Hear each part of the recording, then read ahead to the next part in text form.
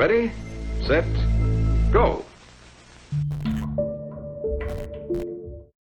Hello, and welcome to another album reaction.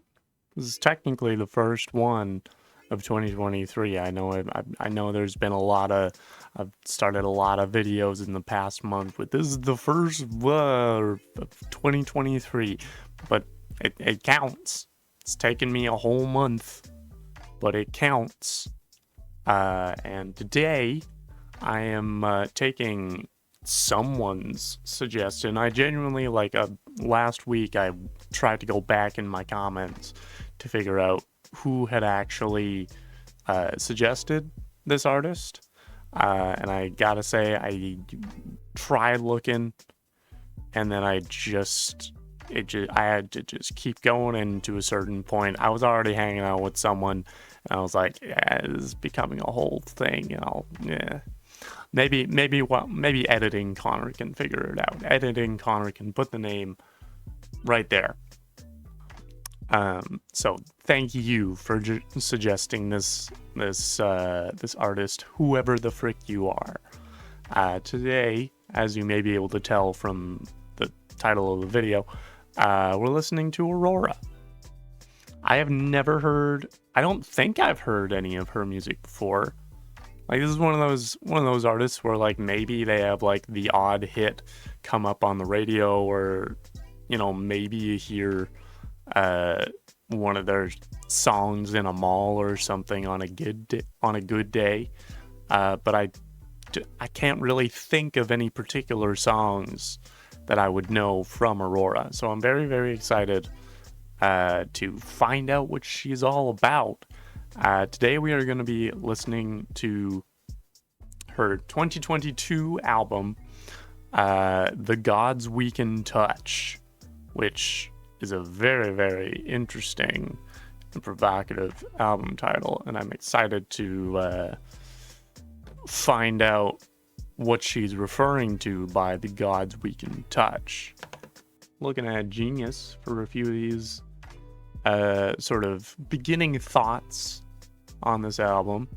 I guess AURORA was talking about it with NME, and they said, it's quite sensual actually, and very much about the dark, the light, and the absurd combination of the two, which is a theme that we also came into contact with the newer Hosier album. So interested to see what AURORA does with that.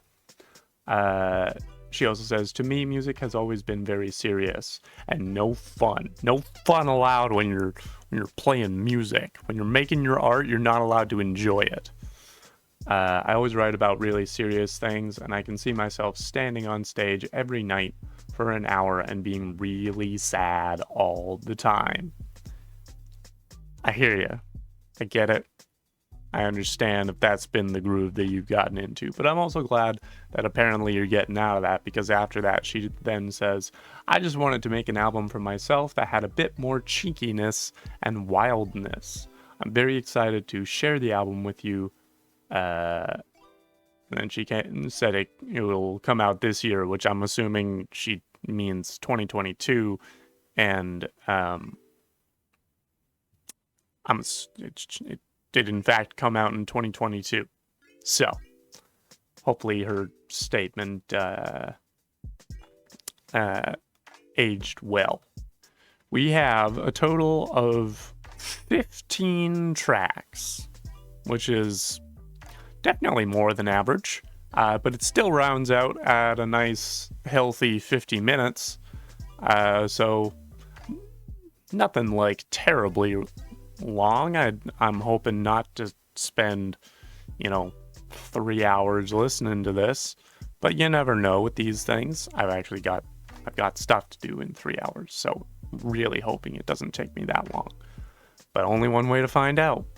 We're gonna go into track number 1, and straight from that one into the second track. So the first track is called The Forbidden Fruits of Eden. I guess there's more than one forbidden fruit. Into track number 2, titled Everything Matters, featuring the artist Pomme. I'm assuming referring to the French word for apple. So, let's see what Aurora's got with the gods we can touch, beginning with these gosh dang forbidden fruits of Eden. Okay. Oh, we're starting with some harmonies. Ooh, that's pretty.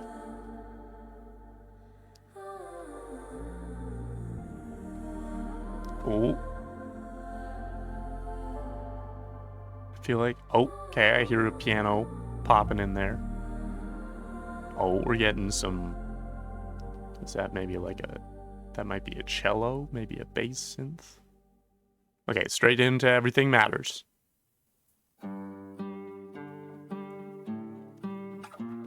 Okay, starting. I'm driving your car with you. Are you? Sleeping I don't have a car. next to me like a Okay. Oh. You twist Excuse me with. turn. You're traveling fast like This a kid knows bird how to in a dream. pick notes. Ooh. That's so pretty. Look at it dance over the sky like a rocket. A love machine, a cinematic dream. So pure, and it hurts when the beauty is lost in the speed. 'Cause everything matters to me. Ooh. Oh, when the beat comes in. Okay, with the like down-pitched vocals. Oh, okay. First off, this is more of just a compliment to Aurora. This is exactly the kind of music that I would expect from an artist named Aurora. Like as far as like image and I don't want to say branding, but like as far as a cohesive aesthetic goes, this matches the name. So, well done on that, Aurora.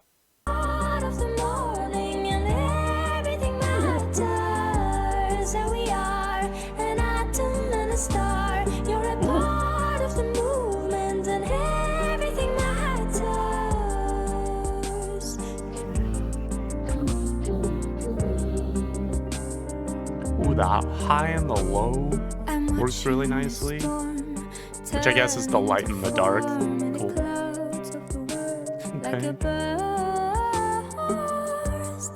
That high note is so nice. Okay.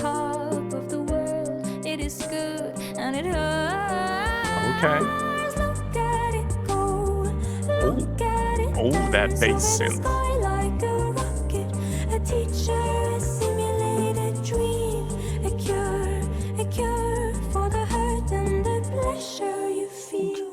Ooh, dropping out. Nice.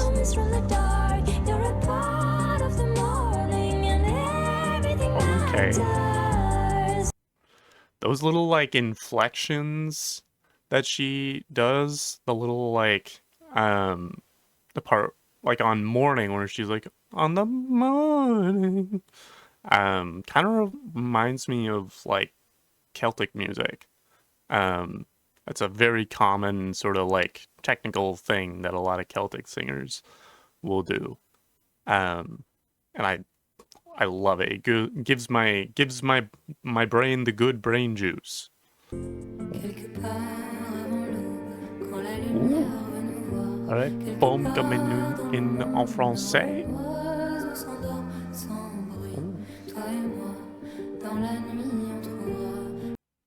There's actually a lot of parallels between this and DeSelby Part 1 from Unreal Unearthed, where in both cases they're doing the sort of like contrast of the light and the dark and the relationship between, and also the first half of the song is in English, and the second half, or the first half of the song is in English, and the second half of the song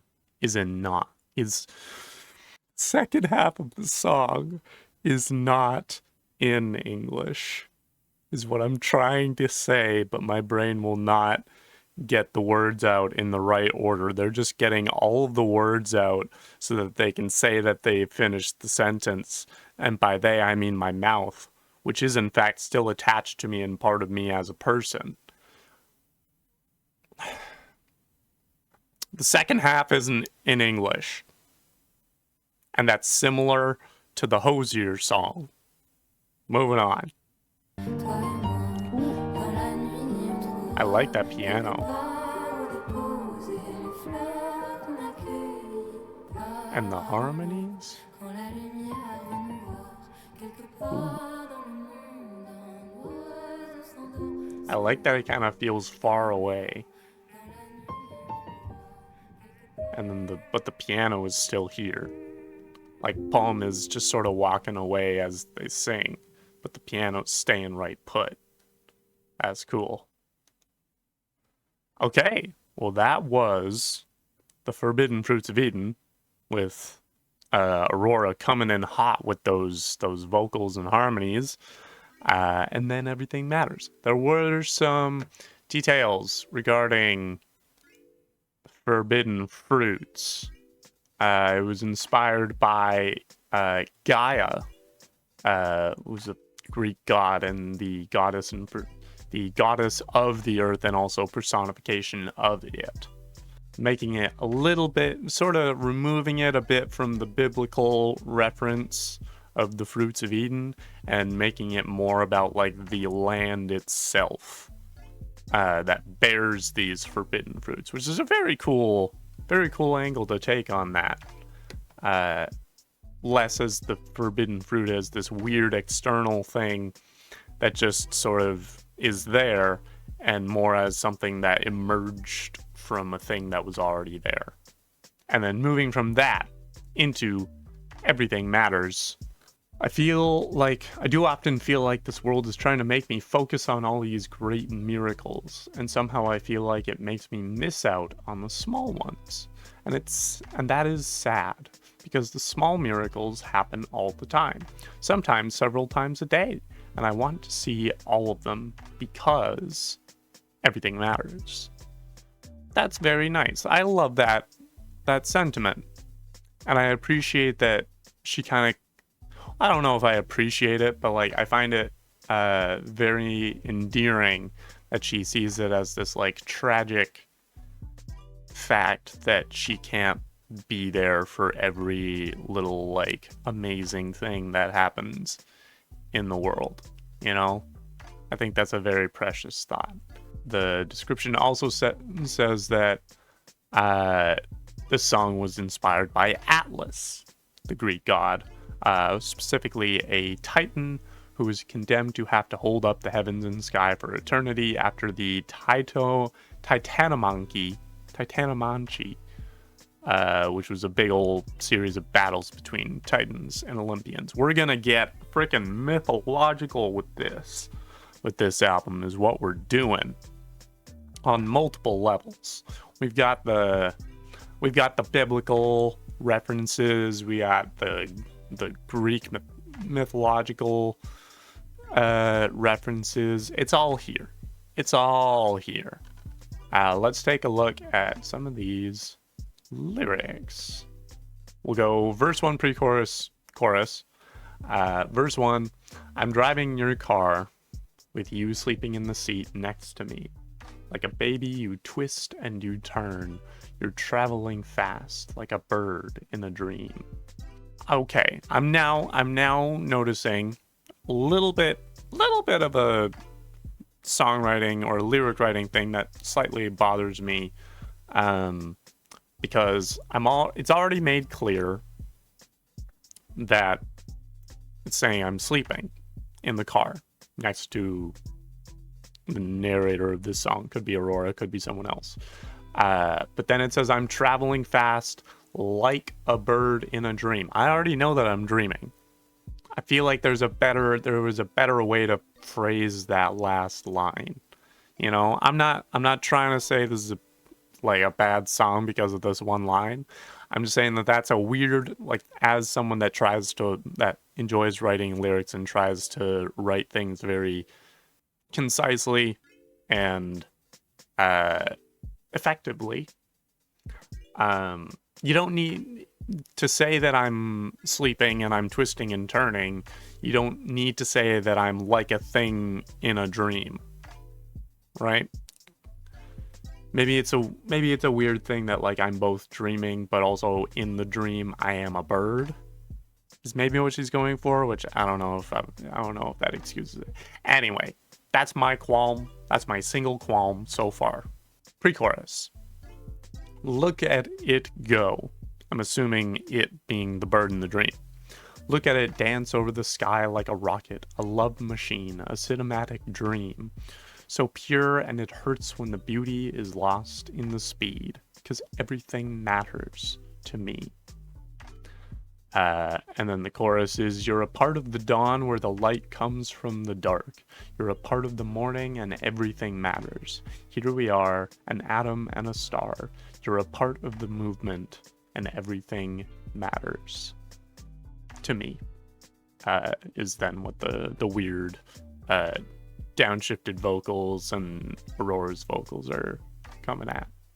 So it's interesting that we look at this like bird in a dream is sort of what, the person that is like this song is written in second person, and it's telling us that we are like a bird in a dream and we're dancing over the sky like a rocket, love machine, cinematic dream, so pure, and it hurts when the beauty is lost in the speed.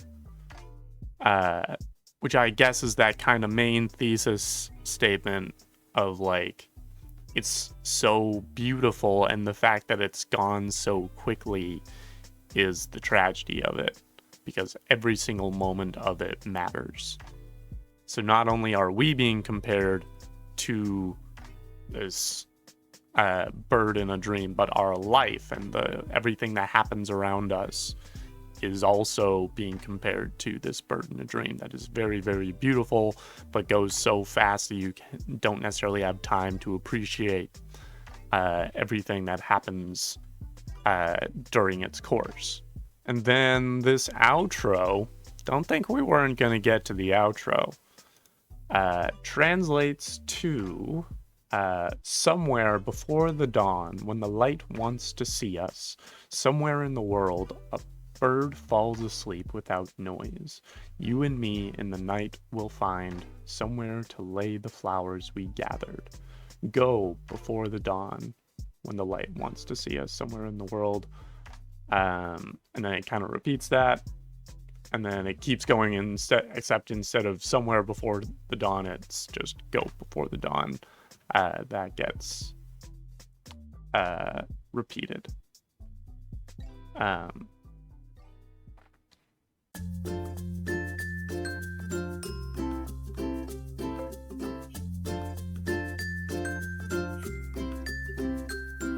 All right, what I was trying to say before my brain just started making the frickin' internet dial-up sound was that this last bit of this song is about taking the time to intentionally enjoy our life in the quiet things. That's still not a perfect English sentence, but I'm sticking to it. Go out into the woods with a friend, gather some flowers, do it in the early morning when there's not a frickin' soul around except you and your friend. I don't know, get like a couple friends, have like a really, really nice, quiet, frickin' flower gathering party. It doesn't have to be a big party because like I said, trying to be quiet about this, right? Doesn't have to be a big thing. In fact, it maybe shouldn't be a big thing. Don't invite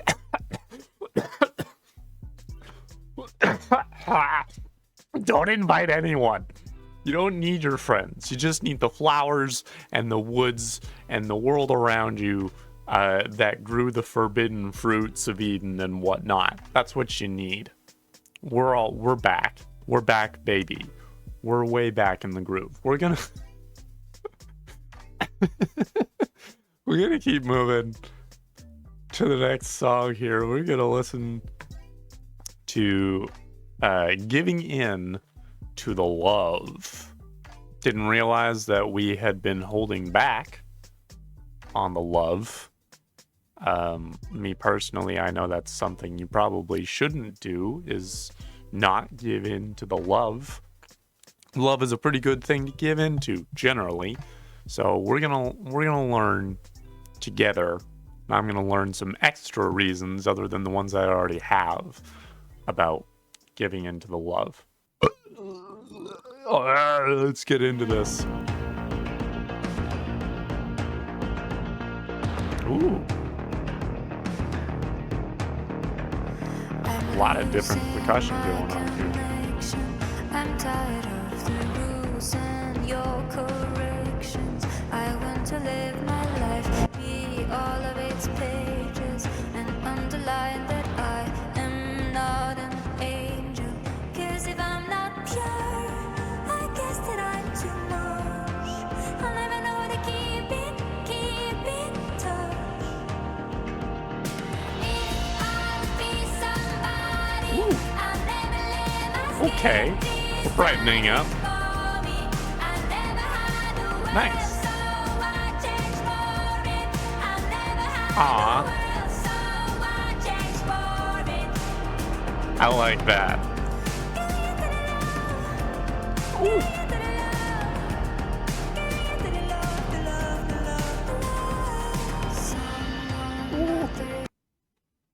I'm sorry, but that you're trying to sneak those. You're distracting us with those high notes, with the giving and love, and it's much higher than that. And then you'd start dipping down, and then you get that second last low where it's like the love. It's obviously not quite that hot, that low, but like you're sneaking in the equally impressive low notes with the rest of your impressive high notes, and you think I won't notice, but I'm the kind of guy that notices that shit. There we go. Hang on. That last one right before the high one. Wait.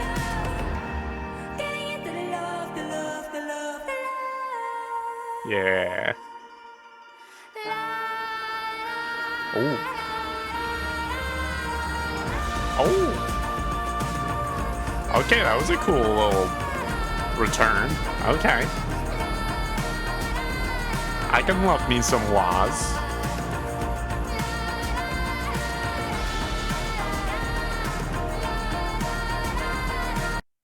Now, I think I find that sometimes people can be a bit split on refrains like these, where you're just singing la, or just sort of like being, maybe it's la's, maybe it's o's, whatever it is. You're making noise with your voice, but it's not words. To which some people would be like, you're wasting perfectly good space in the song that you could be writing more lyrics for. Sure, maybe, but I would also say, as particularly in the context of this song, the song is about release and not really caring about having the right thing to say or hesitating to make sure that your words are perfect. The song is about giving in, and I think that's what a good chunk of laws really. Laws in LA, not LAW. Some good lawing can really express that giving in to that sense of freedom.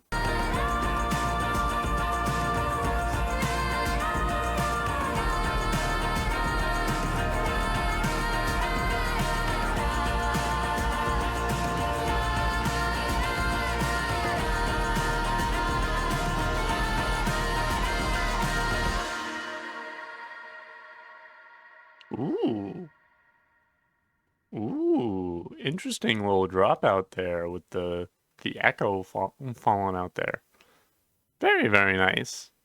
I like that one. It was a little bit more conventional pop in the last one, but you know what? It's a jam. Great. I did really like the lyrics of this one, so let's take a look at those. Verse 1. I'm losing my connection. I'm tired of the rules and your corrections. I want to live my life, be all of its pages, and underline that I am not an angel. Then the pre-chorus, because if I'm not pure, I guess I'm too much. I never know how to keep in touch. And then the chorus is, if I'll be somebody, I'll never let my skin decide it for me. I never had the world, so why change for it? Which, I really like that line. I never had the world, so why change for it? This is sort of one of those songs and expressions of the fact that, like, you're never gonna have everyone's approval. Whatever angle you take on life, someone's gonna disagree with you. That's not to say that you can do whatever the heck you want. Hopefully, you're still making an effort to be kind to people and to have others' best interests at heart. But the fact is that even in doing that, you are gonna somehow end up on someone's bad side, right? Just in the actions pursued by, you know, the betterment of society through kindness and charity and compassion, you're somehow gonna, like, someone's gonna disagree with you. And so if you're never gonna have the whole world on your side, why are you gonna try and become someone that you're not in order to earn something that you're not gonna get? You know, I feel like that's kind of what Aurora is getting at. She actually there's a little quote that she put talking about the song with NME. She says, I was thinking about Prometheus, still keeping with the Greek mythology, and how he stole the fire to sculpt us, the humans. I feel like we sometimes forget that we are living creatures capable of so many beautiful things, and the humans' current obsession, among many, with beauty makes us forget and devalue the fire that rests within us, our inner self, and the most important part.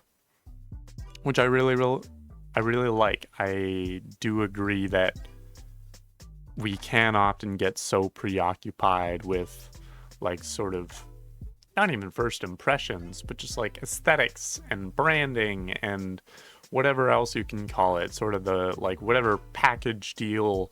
We've all been so commodified through, like, you know, social media and TikTok and YouTube and sort of all of these things that are trying to make our personalities and our humanness into a product, that we forget the beauty of just, like, being us in our default state. You know, just humans being human is its own, like, beautiful thing in itself, which I think is a good thing to sort of clutch onto. Great. That was a pop. We're gonna keep moving to track number 4, Cure for Me. I don't know what we're curing. Oh, I like that. Sort of like snipping. Ooh, this one's a little darker. Did you? Oh, hello.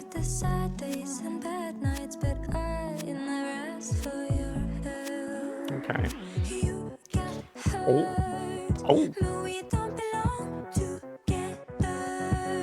Okay.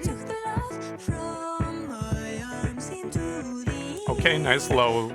There's more low notes there. Okay. Oh, I've heard this. Oh, that's so much fun. That's some, like, Mos Eisley Cantina vibes right there. That's, unfortunately, to use the correct term, it's given jizz vibes. I didn't I didn't decide on the name for it. If you didn't know that, you're learning that through an Aurora album reaction, that the like jazzy music as found in the Mos Eisley Cantina scene in Star Wars is in the world referred to as jizz. I'm gonna keep moving just for my own well-being.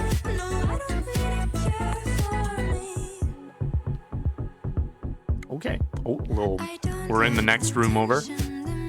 Me neither. Ooh.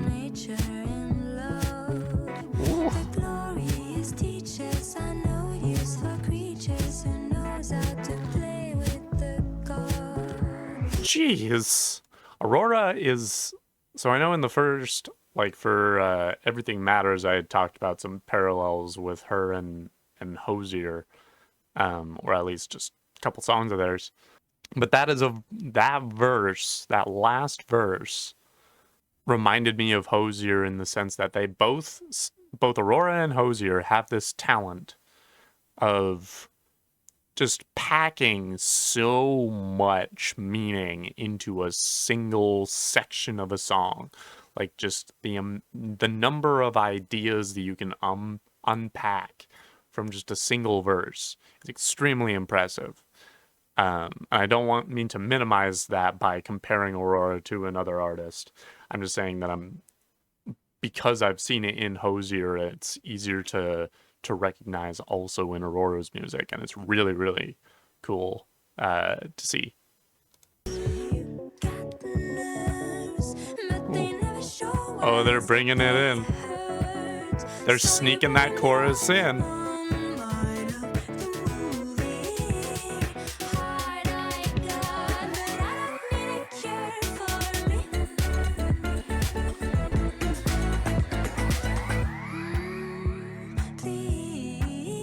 Okay. Dropping out, but we're keeping the beat.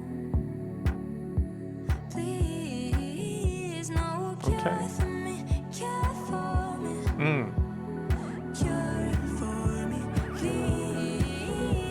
Oh, that's such a cool melody.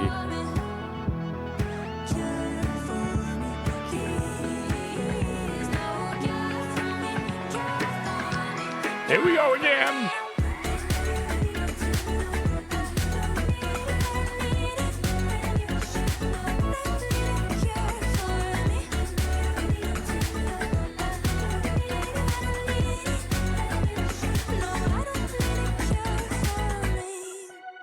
Ooh, I like leaving that tag on there.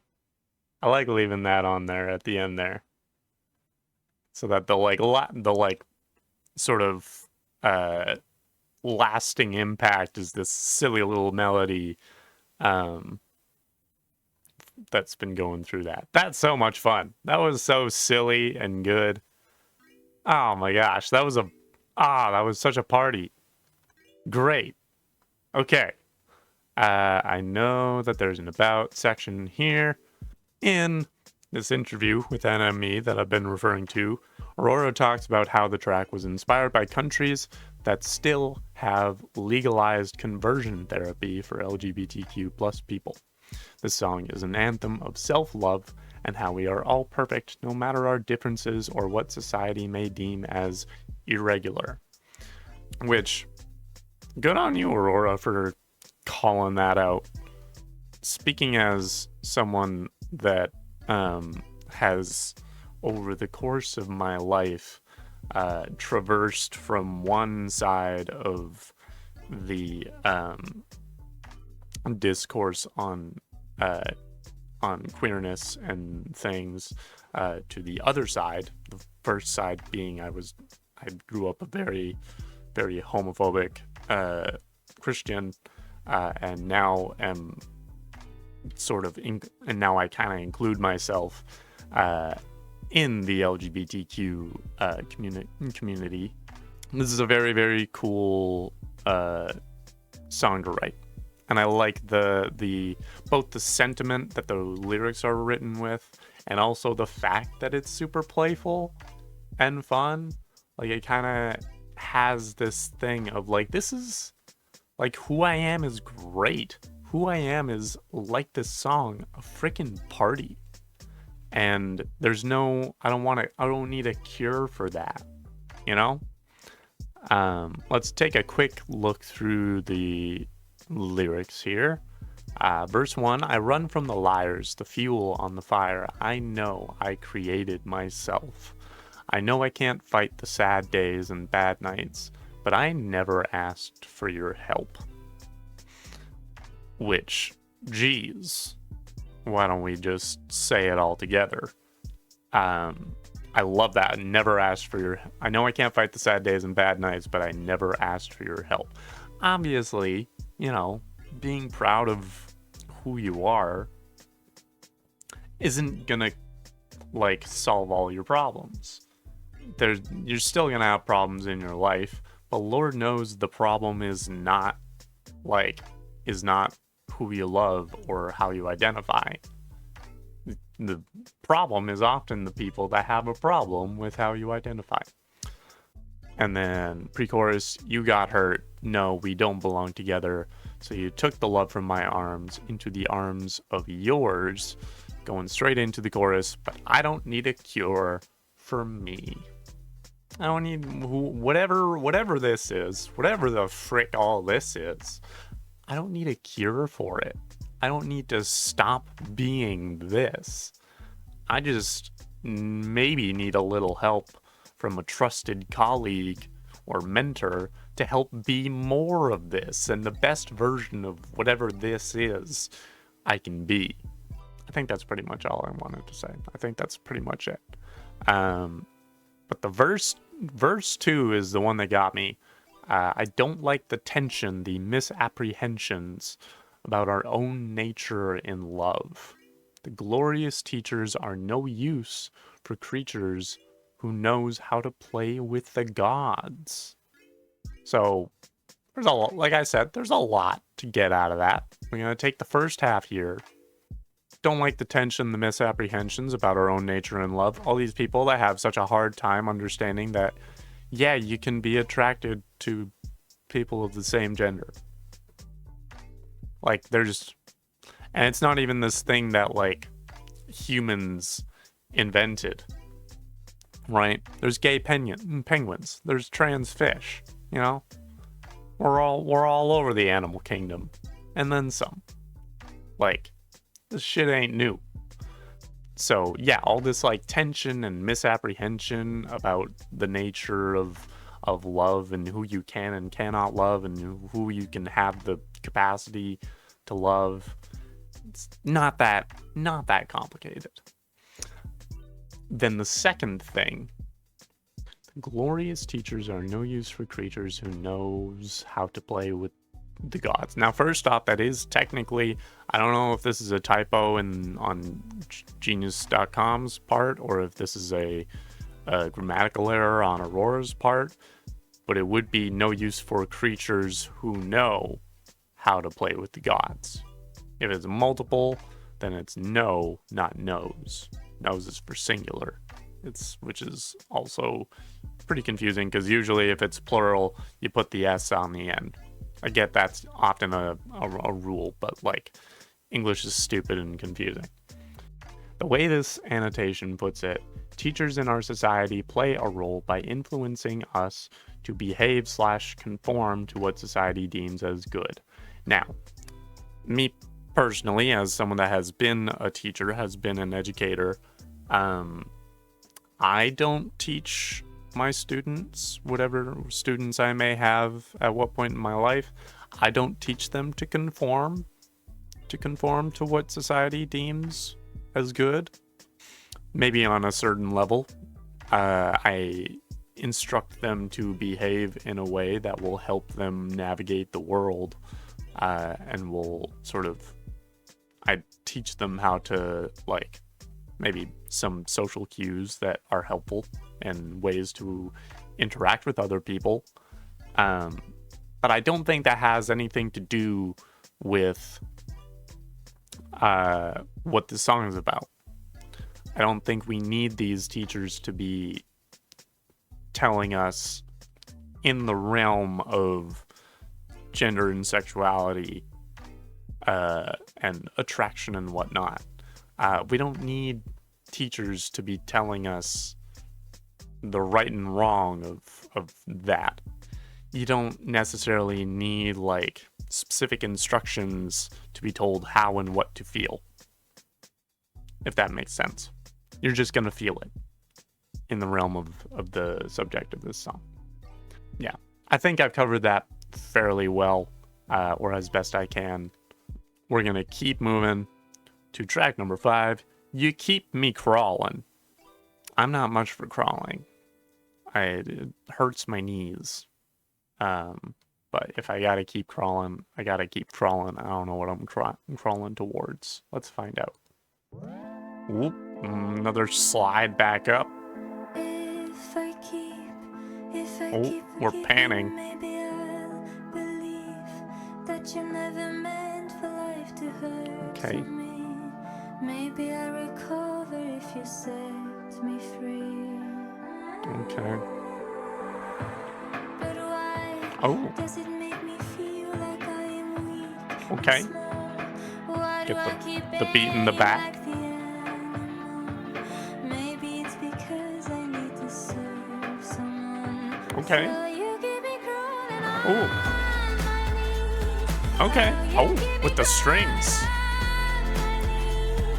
Oh, you keep me crawling on my knees. Nice. Lord, you keep me I do like those strings in there. Lord, you keep me crawling on my knees. Nice. Lord, you keep me crawling. Oh, you keep me crawling. Lord, you keep me crawling.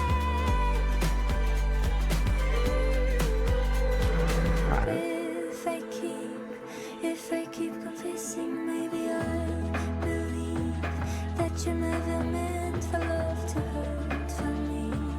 Maybe you could feel a little sympathy. There's some sort of chatter Did I make you feel going on in the back. and strong? Why do you keep Like it sounds like someone's yelling in the back. Maybe it's because you need to I don't know what that is. That's weird. So you keep me crawling on my knees.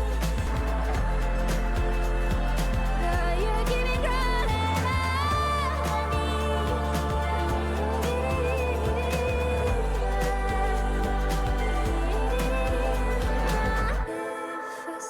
Oh, If hello? I stop believing, maybe you Okay. will see.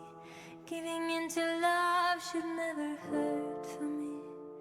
Giving into love should set me free. Oh, we're not ending with that last chord. Okay, cool. All right, that was You Keep Me Crawling.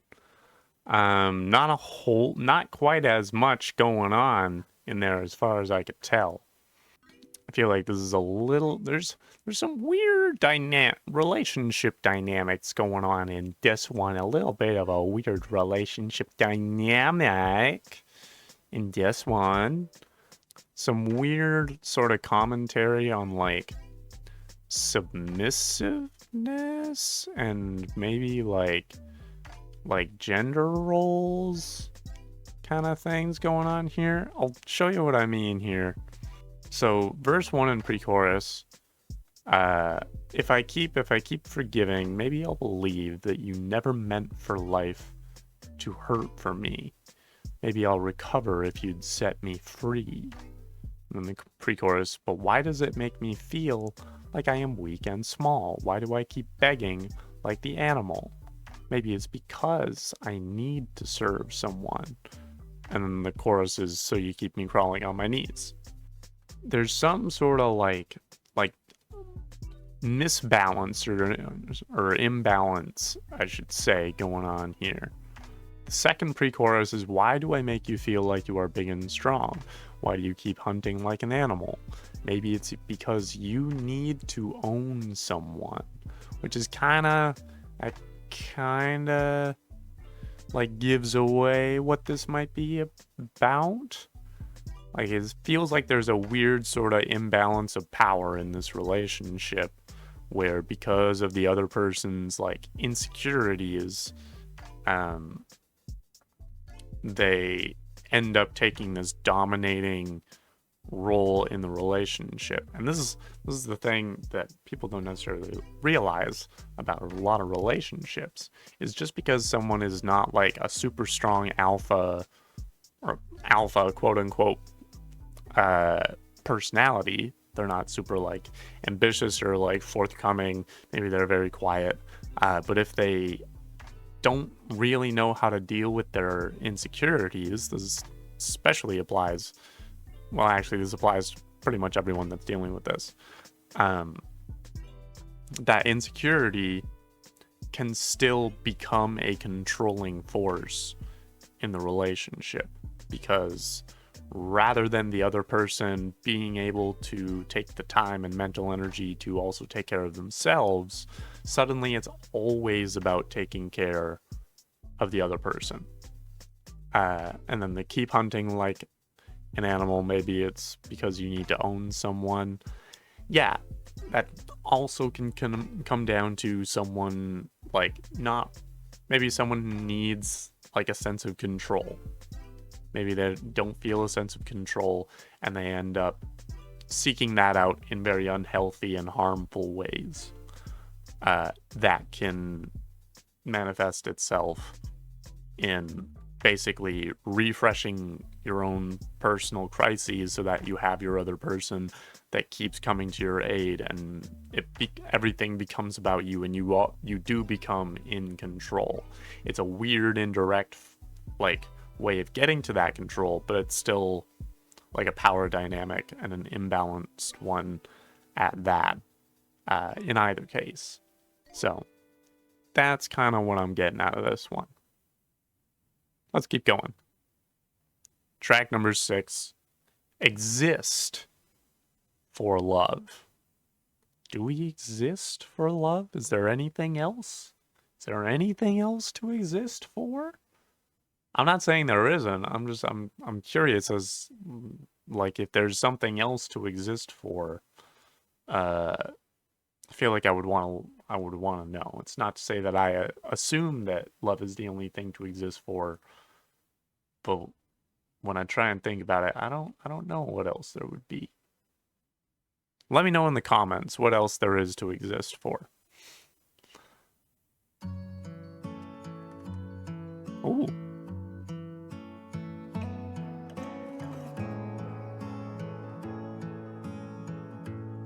Okay. That's an acoustic. They say there is a war. Okay. Between the man and the woman. Is there? I didn't know about this. Okay. If I can. I like that. Almost like rim shot that they're using. Oh. Now it's just a regular snare.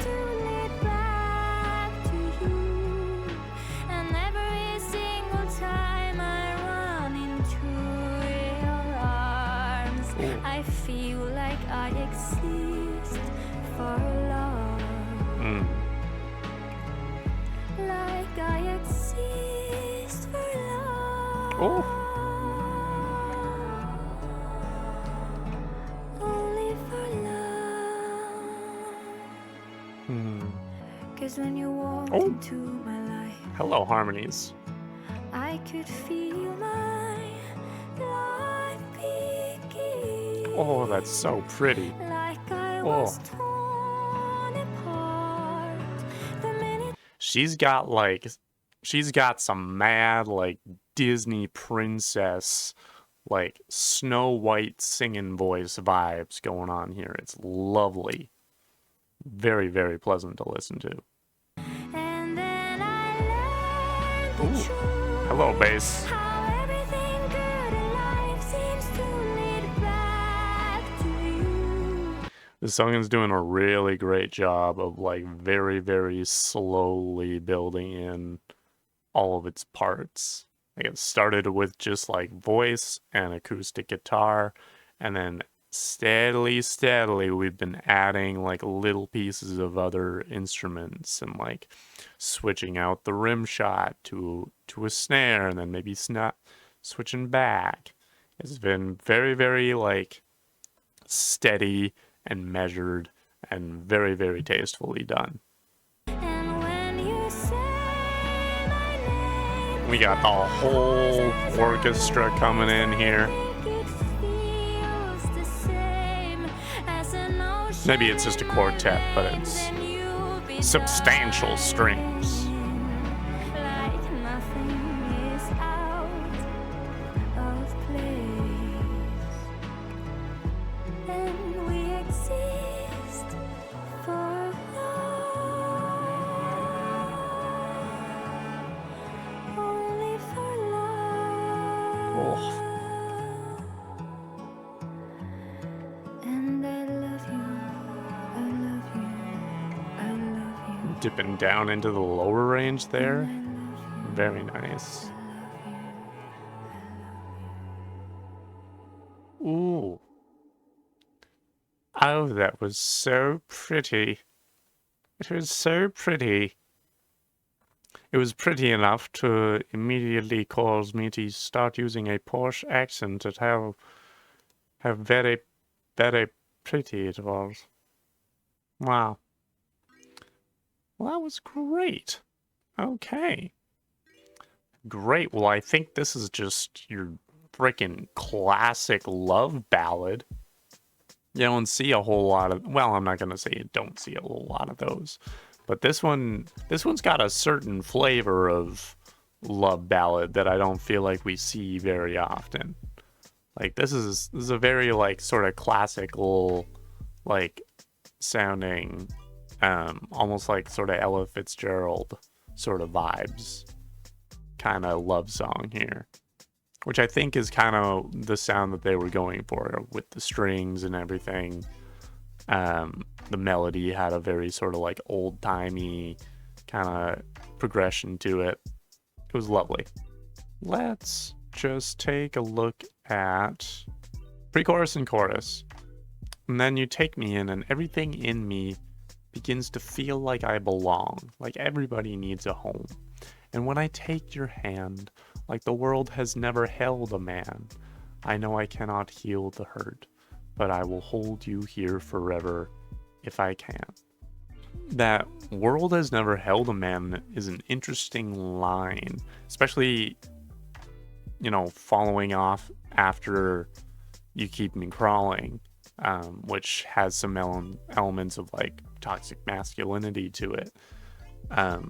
But this verse kind of brings back into the light the fact that like toxic masculinity and like these sort of patriarchal systems that the world has been dealing with for very long also do a disservice to men.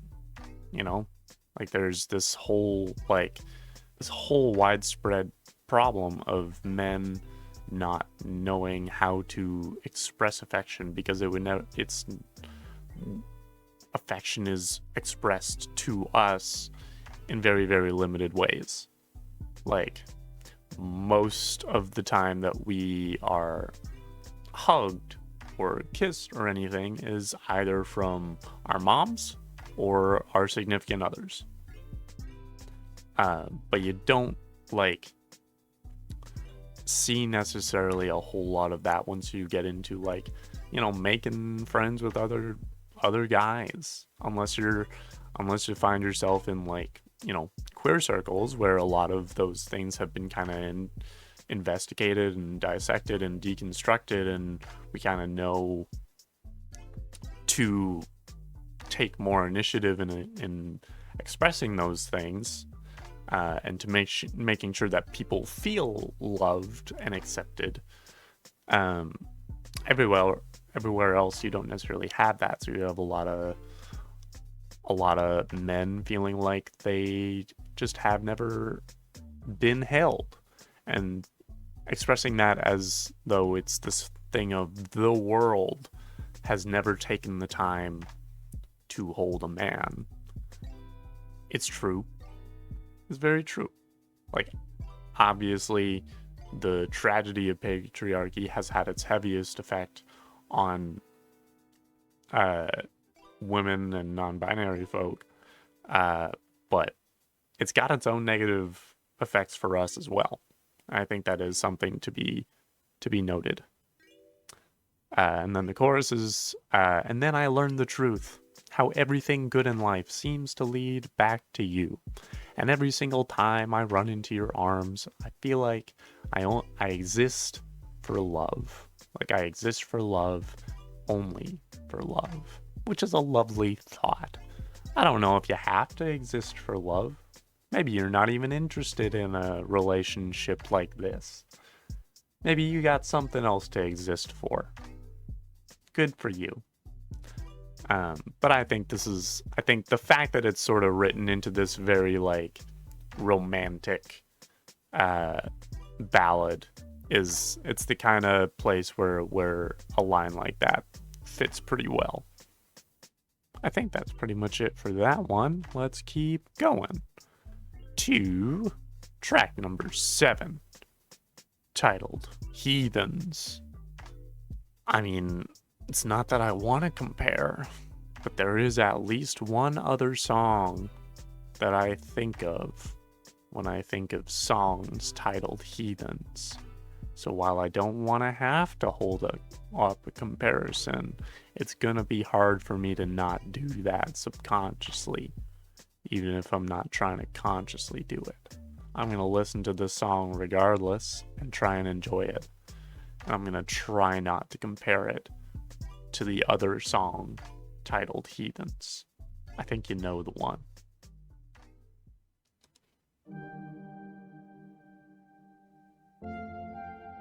Ooh. She bargains with the world. Oh, does she? So everything she wants will come to her. Okay. With no greed inside her mind, she knows what she deserves. Okay. Starting off light. We fell from sky with grace Oh. and landed in her soft and warm embrace. Embrace. She gave her love, her gift of life. Okay. So we could live with her. Oh. That is why we live like heathens. Oh, okay. Back with the acoustic guitar. Back to Eden. Oh, hello, drums. Oh. Okay. Cheese. Oh. Hello with the beat. That's so cool. I love all the tapping. Amazing. Oh. Oh, that's such a groove. Nice. Okay. Ooh. Bring in that snare there.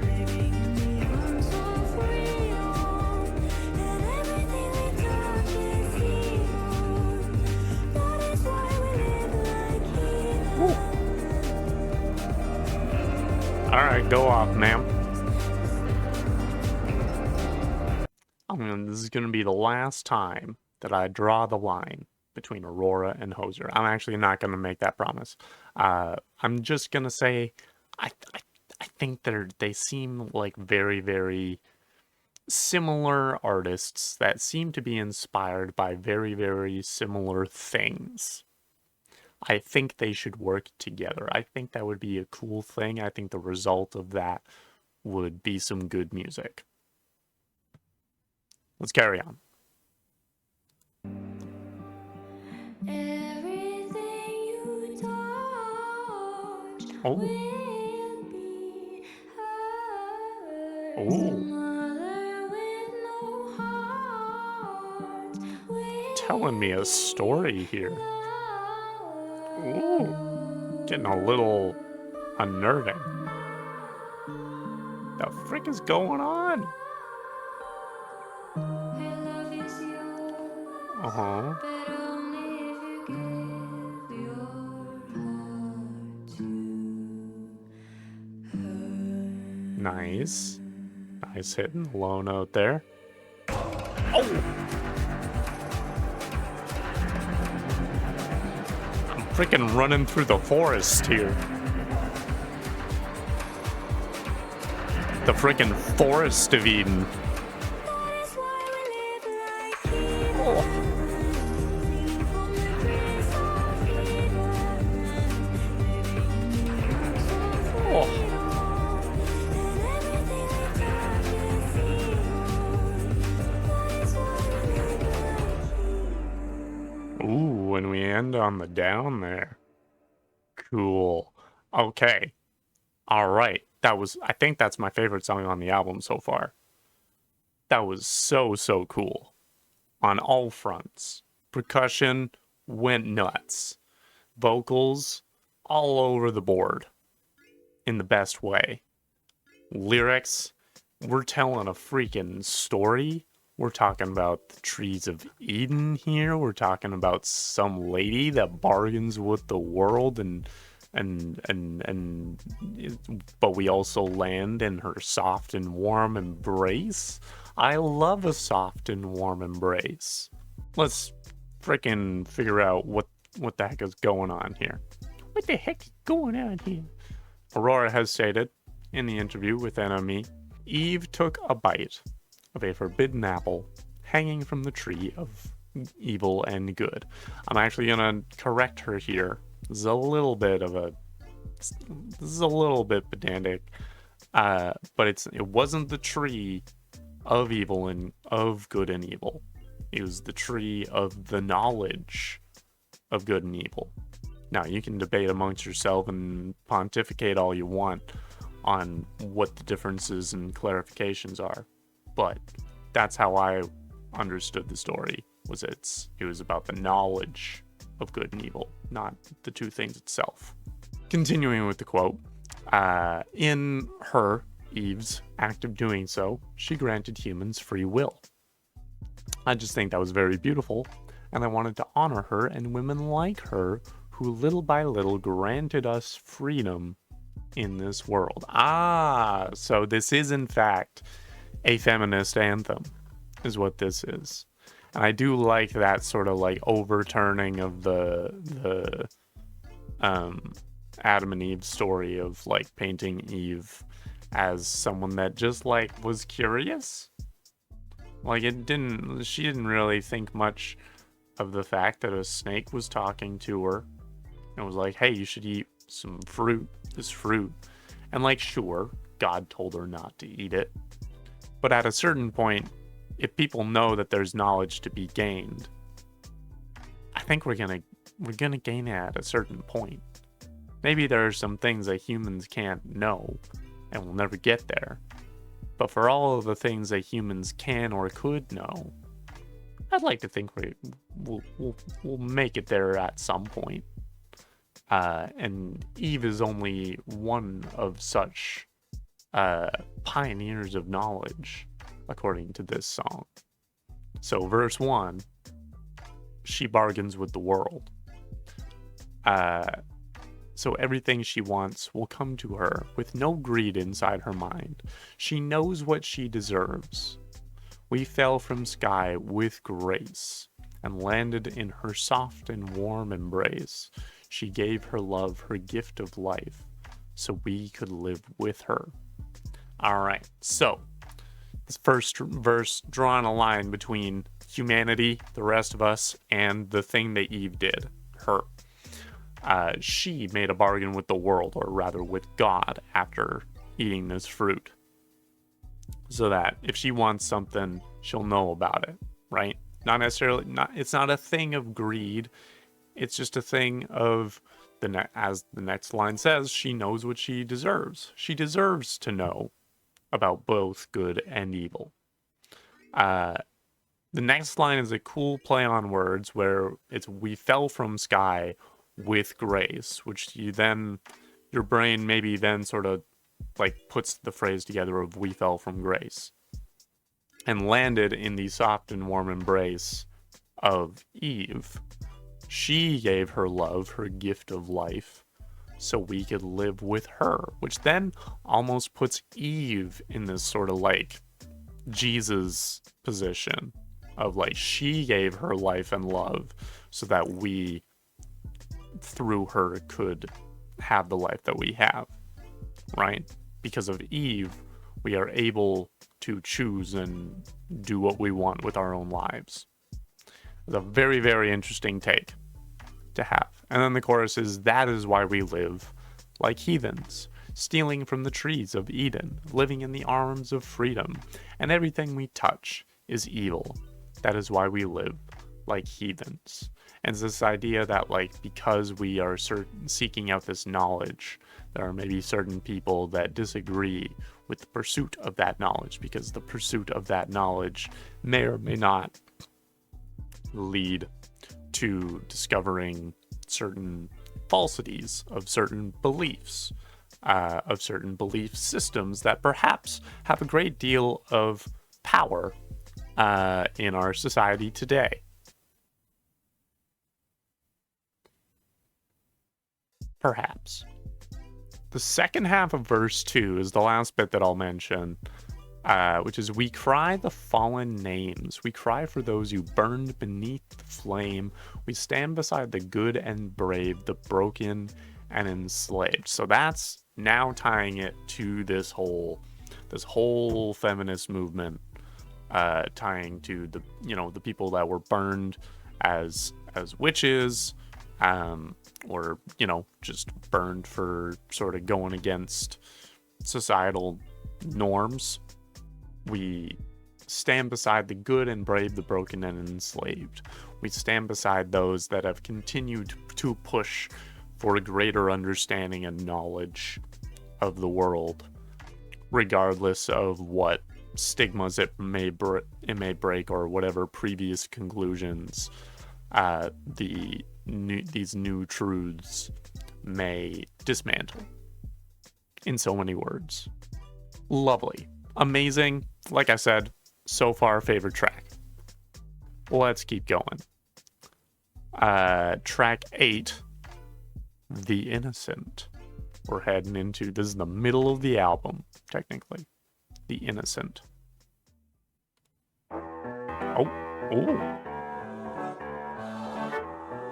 Oh, we got some, this is some funky piano. Oh, that's a tempo. I've been a lion, but without its teeth. In the moonlight, Okay. I lie awake, drinking lava from the lake you give.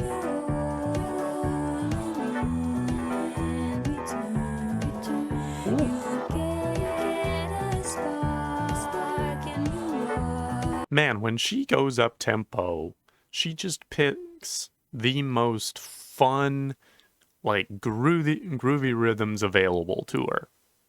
Like obviously she's got her, like, you know, when she's putting a song together, she's got like a shelf. She's got like a bookshelf of certain drum rhythms in a jar. We keep them in jars.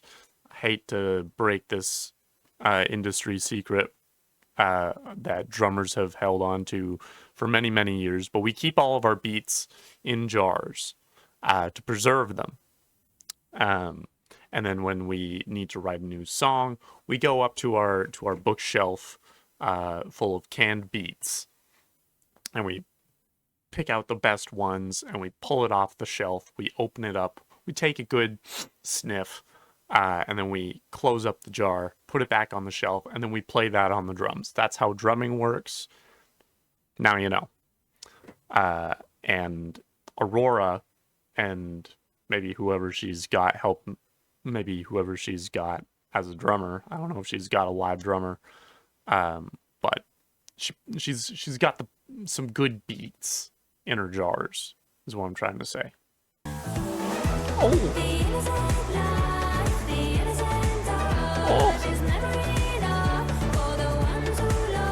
Okay.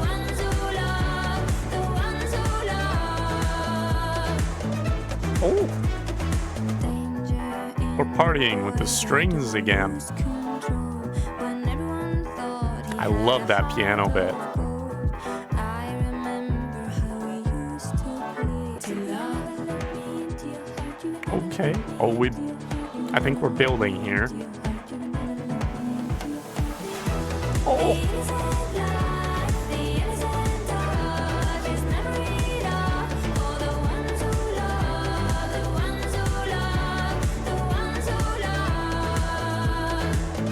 Oh, I love that.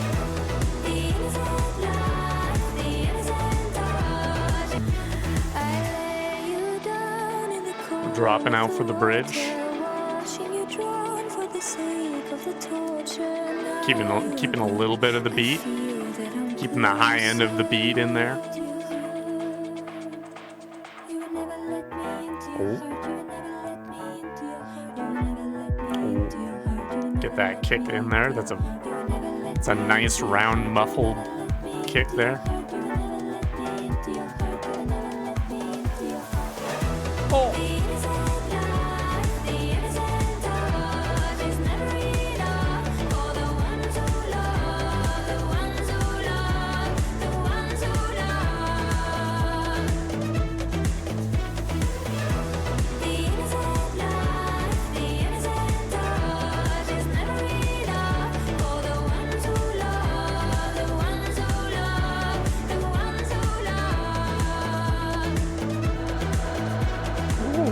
Weird. Oh, excuse me. Okay. Drum solo, hello, with some weird voice stuff. Oh. Noises. We love a little noise storm in this house. Oh. Aurora just coming at me with a 1-2 punch here with Heathens and then the Innocent, which I like. I get now that there's a bit of a nice contrast there between the two. Geez, again, my other favorite track from the album. Is this gonna be one of those like rare backloaded albums where like you put all the big hits at the back half, and then the first half is just like, yeah, these are songs. Nothing against the songs from the first half of the album, but I'm definitely getting more into Heathens and the Innocent, and I like where it's going if it keeps going this direction. Hoo boy. Okay. Let's see what Aurora says. So the description says this song is about sexualizing innocent things, such as our bodies. The Greek god, or it was inspired by Eros, also aka Cupid, the god of carnal love. And then Aurora said to Spotify, she said, perfection scares me. Our obsession with it scares me even more. That is why I relate to the Greek gods, because they are flawed. And I love the idea of people worshiping something flawed. We are not perfect, and we never will be, and that is quite wonderful. I like Aurora. I like her thoughts. I like her views on things. So far, she seems like a pretty cool person with good things to say, and I value that. Interesting, about sexualizing innocent things. I guess I see that. Let's take a look at the chorus, and then verse 2, I think, is where I want to focus. Chorus is, the innocent life, the innocent touch is never enough for the ones who love, the ones who love, the ones who love. And then verse 2 is, danger in the boy that would lose control when everyone thought he had a heart of gold. I remember how we used to play, he'd let me win if I let him stay. Interesting. Okay, so yes, I get where the like sexualization of innocent things is coming in here. You get this weird dissonance of attitude between people that have so like adults and the way they often interact with like teenagers or even preteens.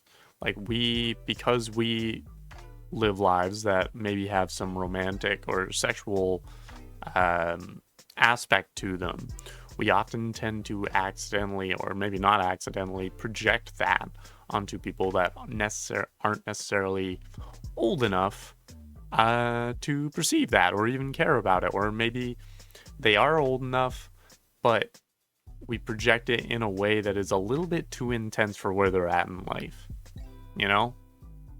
The innocent life and the innocent touch is never enough to those of us that are projecting onto that. We can't just let something be innocent and the way it is. We have to project sexuality, and we have to project this like potential chemistry of something onto otherwise innocent relationships, right? You see it so often when people are interacting with like narratives that they enjoy, where like maybe they'll see two characters that are like, you'll see like a male and female character that by the end of the story are like just good friends, but you'll see a bunch of fans, you know, shipping them and like imagining stories of them getting together. And like, while that's not always inherently harmful, I think it can often be a disservice and a disrespect to the fact that it's not like the person writing the story didn't know that they could write a romance for that relationship. I think if they thought it made sense for the story, they would have written it. But the fact that that maybe isn't in the narrative is because the author didn't think it would make sense. Not to plug one of the things that I have been extremely obsessed with over the last couple of years is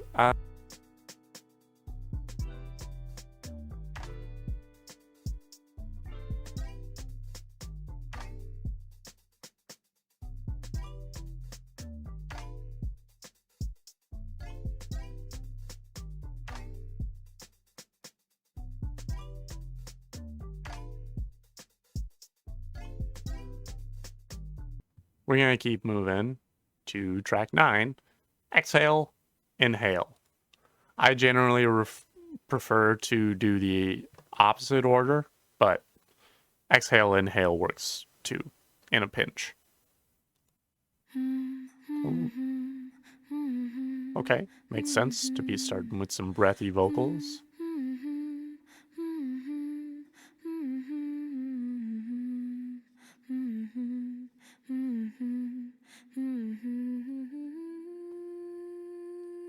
Okay. Where are we going from here? I was a moving thing before I was a human being. Okay. I was the ice before it melts. Were I was you? the tree before it fell. Okay. My dear, I like these synths. do you understand? They're kind of dark. What is happening? No, I don't understand what's happening. Crawl beneath the earth, Okay. feel the hunger and the thirst. Okay. If you could fly and be the bird, High harmonies. see the forest burn. Oh, this forest My burn. dear, come near. Okay. Do you understand what is happening? Still not really. Still no. Within the madness of a storm, with no solution for the scare, tasting pollution in the It's like air. anxiety in the back My there. dear, come near. Do you feel my hand? No. It is there. Okay, I'll take your word for it. Ooh. Inhale. Oh, that's cool. Inhale. Inhale. Ooh.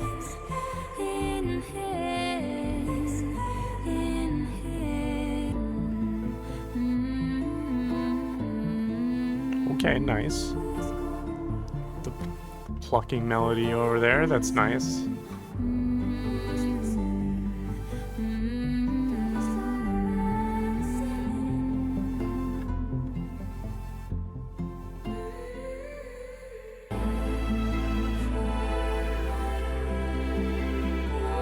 Got all the strings in here.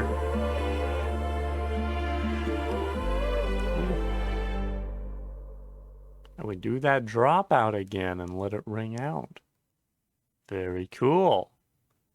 That was interesting. A very, like, almost foreboding tone to it. I liked that. Okay. The person writing the descriptions here are saying that this was inspired by two Greek gods. Oasis, the goddess of misery, anxiety, grief, and depression. So if you deal with any of those four things on a regular basis, take it up with Oasis. And Thanatos, the god of death. The guy himself. Which I definitely hear that. There's a lot of lyrics in here that are making this seem like it has to do with climate change, or at least regarding the environment, nature, and the death thereof. So verse 1, I was a moving thing before I was a human being. I was the ice before it melts. I was the tree before it fell. My dear, come near. Do you understand what is happening? So start off with like whatever this person was. It's kind of this understanding that either the person singing is this abstract figure that represents nature, or it's also the fact that we as humans, as living organisms, come from, like, we are made things from the earth. We are made of elements that come from the earth, right? We are the ice, you know, the hydrogen and oxygen that comes together to make the water. We are the tree before it fell. We are these standing beings. And now with that understanding, you can be like, there's something else happening. Do you understand what it is? Verse 2, crawl beneath the earth to feel the hunger and the thirst. If you could fly and be the bird, then you would see the forest burn. My dear, come near. Do you understand what's happening? So now there's this call to explore and to seek out this knowledge of the state of the world. Go to all of the levels and understand where things are at. And when you do that, you will see that things are in a bit of a crisis. The chorus is, who's calling me for the emergency? Who's listening to the sirens singing? Then verse 3, we are stood and somehow calm within the madness of the storm, with no solution for the scared, tasting pollution in the air. My dear, come near. Do you feel my hand? It is there. So now we have this thing of, like, within the context of this crisis, in the madness of the storm, we are somehow completely fine. We are stood and somehow calm. No solution for the scared. We're not looking for any kind of solutions, even though we are tasting pollution in the air. And then you get this sense of, like, nature is there and is seeing this happen, is observing it. And then the outro is just repeating, take from our world no more. So it's a very, like, it's not necessarily as focused or specific or, like, concise into the issue of environmental stuff and climate change and whatnot. But it's touching on it. It's addressing it in a very, very abstract, poetic way. And is kind of framing it as this plea from the earth to be aware of what is happening. So that's what I got out of that. That was very, very pretty and made me feel concerned. With that said, let's keep going to track number 10, A Temporary High. I could use one. Oh, back to up tempo. In the next room over. Oh, no, we're approaching it. Okay. It seems like we Oh. like to be living day Speak for yourself, ma'am. Our heart sings a temporary lie. Oh, hello. It seems like That was a lot at once. Okay. All right. That's cool. I'm acclimated to it now. love is a temporary Nice. Oh, we're dropping out. We're building up with the synths. howling back at you. Oh. She's coming after, Oh. she's running faster. And when she loves you better, hope her love is not. Ah, I freaking love doing that. The little triplet on the floor tom. The like do do cha do cha do cha do cha do cha. Ah, it's such a fun little like touch to put into a rhythm like that. Her storm was a temporary lie. Nice. And I guess you threw Nice little. the storm blew away. Yeah, there's some keys sort of like just playing along with her melody. Got warm again. Your hands as blue as ice. You reach towards the sky. Let's go. Let's freaking go. I'm so ready. She's coming after, and when you run, she's running faster. And when she loves you better, hope her love is not temporary. Oh, geez, what is this? What is going on? Okay. All right, we're clearing up a bit. That was weird.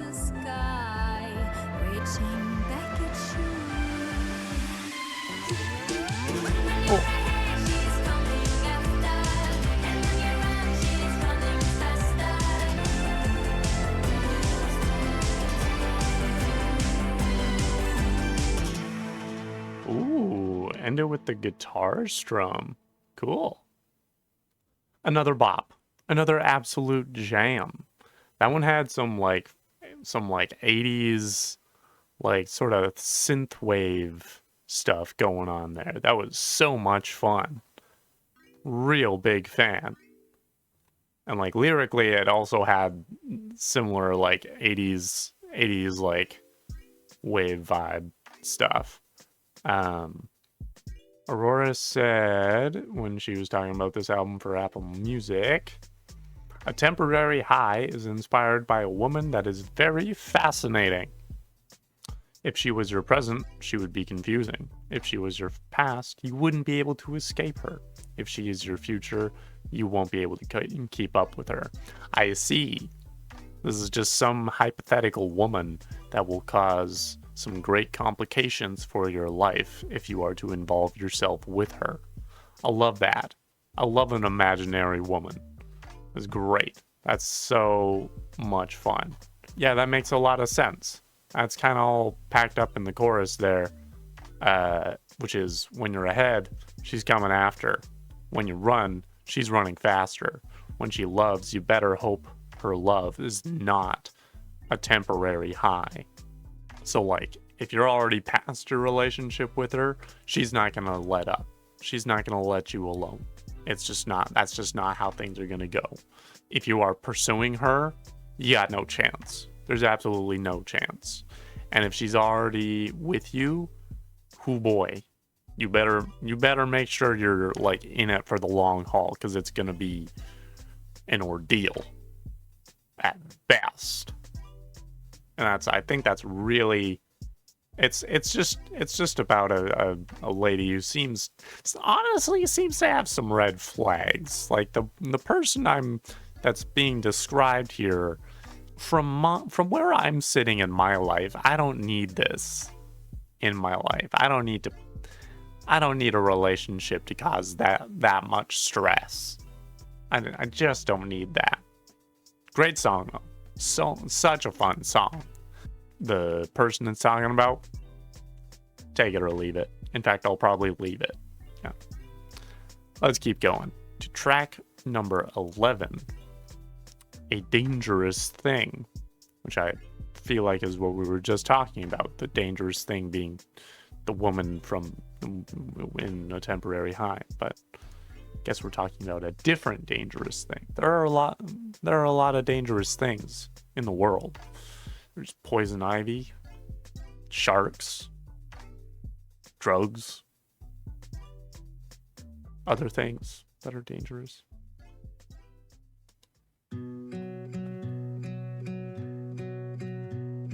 Something about you is soft like an angel, and cool. something inside you is violence and danger. Oh, okay. From the moment we met, you are a dangerous thing. Oh. Tell me a story, Aurora. When you A are Starora. with me, I feel like I'm living, and living beside you can be unforgiving. Okay. Again with the little, like, inflections. You are a dangerous thing. Oh. There's no end to the fall. Back to the driving bass. I keep forgetting there's no love in the end. I hope you come. I keep on losing feathers. I keep forgetting there's no love in the end. In the end. Okay. No love in the end. Are we gonna build this more? Ooh. Something about you is warm and sad. That guitar thing, that little boom, boom, boom, almost had like a Western feel to it, you know? Like it was just introducing some sort of standoff, that sort of deal, like a duel at high noon sort of vibe. No love in the end, no love in the end. I don't think I know myself. Okay, all right. Keeping it going on the bridge. I wonder why I got Oh, hello. With that God. Keeps me warm. I hate it when I fall for your illusion of love.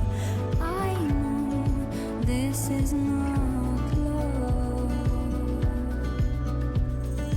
There's no end to the fall. You keep on getting better. There's no love in the end. I hope you come. I keep on losing feathers. I keep forgetting. There's no love in the end. There we go. End to the fall. Nice. You keep on getting better. I keep forgetting. There's no love in the end. I hope you come. No love in the end. No love in the end. Ooh, kind of leaving it on a bit of a cliffhanger there. Cool. Okay, well I got a pretty good idea of what this one might be about.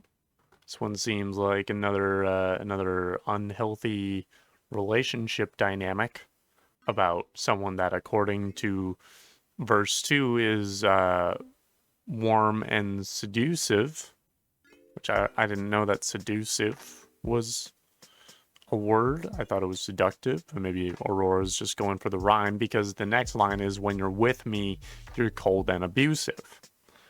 And I feel like that's kind of the dichotomy that we need to know about here. Verse 1 is, something about you is soft like an angel, and something inside you is violence and danger.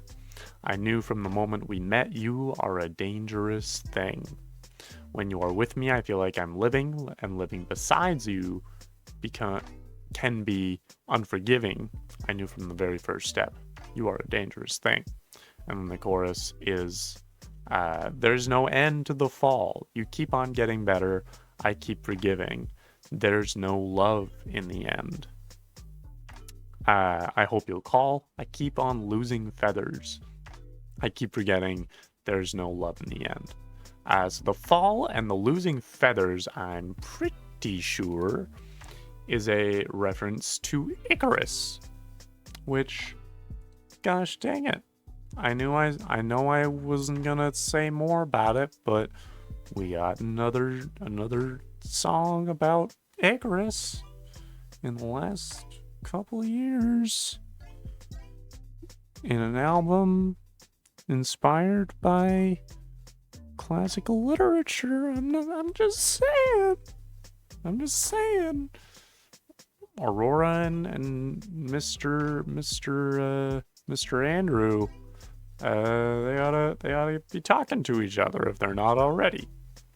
But yeah, pretty much just this sort of thing of like the chorus with "there's no end to the fall, you keep on getting better." Not as in you keep on becoming a better person, you keep on getting better at like pulling me back in and fooling me into thinking you got your shit together. It's interesting that she keeps referring to something about you. And whenever we say that there's something about them, it always says more about how we perceive them than it says about them. If it's something about them and that's all you can say about it, or that's the only way to describe it, if it's not something that's like easily observable, then that's something coming from the observer, not the subject, right? So we're projecting this something about them, which is what creates this dissonance between the thing about them and the way they actually are, which is violence and danger and cold and abusive, right? That's kind of what we're working with here. I liked that it kind of came in big there. Aurora's been very, very good at that. Let's keep going. Track 12, Artemis, which is the first one that's actually explicitly referencing a Greek god. All these other ones, all the references have been in the lyrics, but this is an actual song title. Ooh. What will you do when she dreams Oh, that's the a cool sea? guitar bit. Drown her in sorrow or let her be free. When she's upset, all of her heart is cold. What will you do when she I like the eats ahs. moon? Make her return it or give her a spoon. A spoon. When she is full, all of her heart is warm. Okay. Ooh. A little bit of an accordion sound there. Okay. Okay.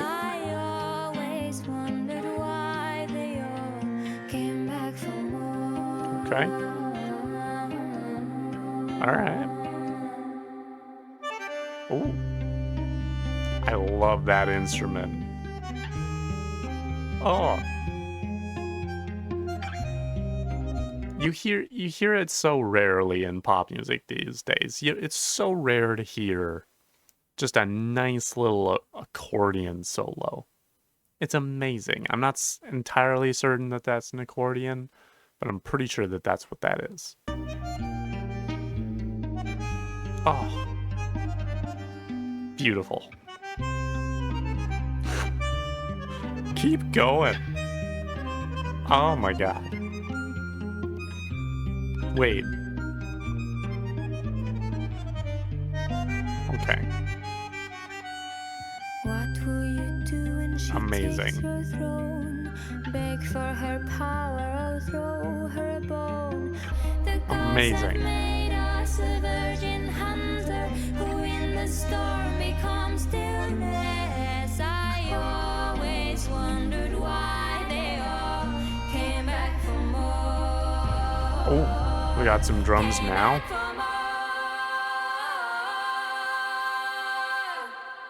Whoa. Was not expecting that song to end like that. I feel like they're almost gonna like drop into something in the next song. But we gotta take a second to talk about this song. Okay, so I looked at the instruments, the musician credits.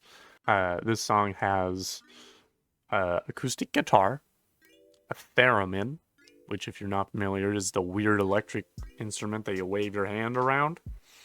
It's got drums, it's got synth bass, and it has a bandoneon, which if you don't know what a bandoneon looks like, even if you do know what it looks like, here it is. This is what a bandoneon looks like. That's pretty neat, if I do say so myself, and that's what we were hearing the sultry sounds of all over this track, that was such a strong, fun choice. Aurora said via Apple Music, I wanted the song to feel slightly dangerous and slightly seductive, but overwhelming as well. She hit all of those notes. I think if Artemis was a real woman here on Earth, she would be all-consuming and all-knowing and overwhelming, everything and nothing at the same time. I think she is the kind of woman that if she decided that she was thirsty, she could drink all of the water on the whole planet and still not be full, you know? So we are describing an absolute queen. She is, in fact, the goddess of the moon and of the hunt. So she's got that going for her. We do stan, in fact, in case that wasn't clear. Chorus is the mother made us a savage daughter who never begs for forgiveness. I always wondered why they all came back for more. I'm assuming the savage daughter who never begs for forgiveness is Artemis. Just this lady that, like, takes what she wants, gives what she wants, what she has to give, you know? But always makes sure that she first takes what she wants. For example, in verse 2, what will you do when she takes your throne? You gonna freaking do anything about it? You're gonna cry about it? When Artemis takes your throne? You're gonna beg for her power? Or throw her a bone? All that she has traded for love is yours in return, perhaps. What will you do when she takes off her clothes? Will you beg for her body or touch her soul? When you're alone, dreaming of her, you sigh. You may deny that you sigh, but you definitely sigh. That was very, very cool. A fitting song for a lady such as she. And by she, I mean Artemis. Alright, let's find out what that if that dropout was supposed to be setting up something by heading into track 13, Blood in the Wine. Oh.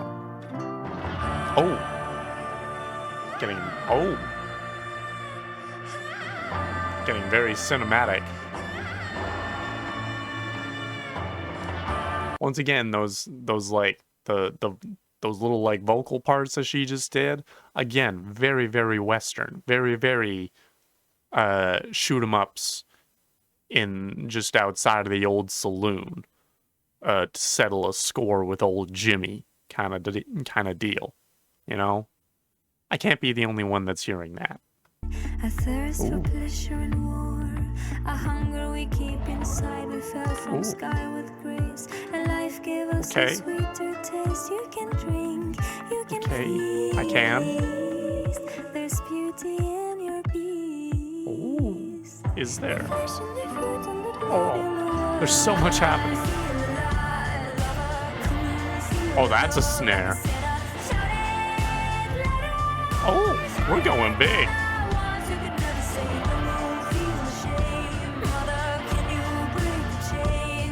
Oh, we're rocking out here. Woo. And we're dropping right back down. So cool.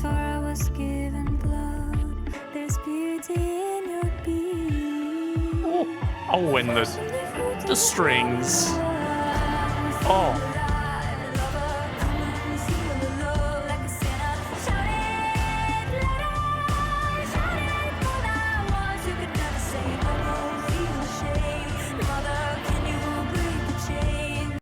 Aurora's mastery over like melody and just like tying all of the most beautiful notes together in a little run, in a little verse.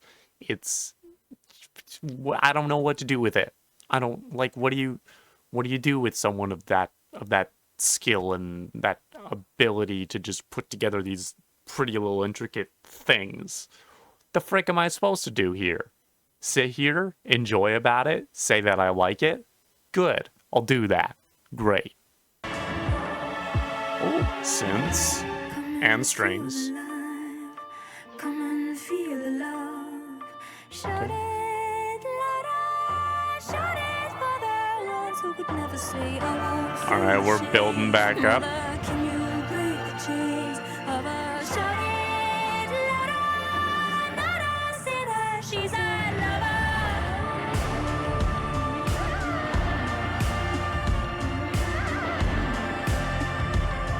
Shouting louder, not a sinner, she's a lover.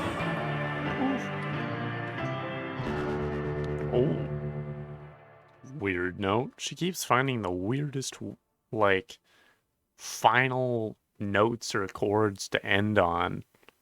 That was a great, like, big ol', like, boisterous anthem right there, and it makes sense, because according to the description, this is all our, Bacchian anthem, inspired by, Dionysus, aka Bacchus, who are both in both Greece and Rome are the gods of wine. Dionysus, the god of wine and pleasure, Bacchus, the god of wine and vegetation. But I don't feel like Aurora's doing a whole lot of commentary on vegetation. I feel like we're talking mostly about the wine and the pleasure. Just at first glance here. Verse 1 in the chorus really... Verse 1, flat, pre-chorus and chorus. The pre-chorus is only one line. Kind of give a pretty good idea. Verse 1, I was given a heart before I was given a mind. A thirst for pleasure and war, a hunger we keep inside. We fell from sky with grace, which is a repeated line that I like. I like that we repeated that from Heathens, I believe. And life gave us a sweeter taste. You can drink, you can feast. There's beauty in your beast, which is a fun little reference, but also a nice little expression of, hey, all the, like, you know, it's a little bit of a hedonist album, or anthem, I should say, this particular song. In this sort of, like, indulgence in following your own pleasure. Don't keep other people from doing what makes them feel good, and do what makes you feel good, you know? Pre-chorus, the line is, the flesh in the fruit and the blood in the wine, which is a cool little turnaround there. And then the chorus is, come and feel alive, lover. Come and feel the love like a sinner. Shout it louder. Shout it for the ones who could never say, I won't feel ashamed, mother. Can you break the chains off her? Shout it louder, not a sinner. She's a lover. Which I feel like is this is maybe another song sort of making a commentary on sort of queer rights. And this thing of, like, you're not a sinner. You're just a lover. There's nothing necessarily wrong with that. Just a good old song of, like, take some time, do what your body's telling you to do in a safe and consenting context, of course. Let's keep going. Track 14, This Could Be a Dream. I don't need to think about that. I don't need to think about the fact that this could be a dream. I don't want to wake up and then realize that I haven't recorded all of this. You know, I would like this to have been real. Starting in quiet, as we often do. Oh.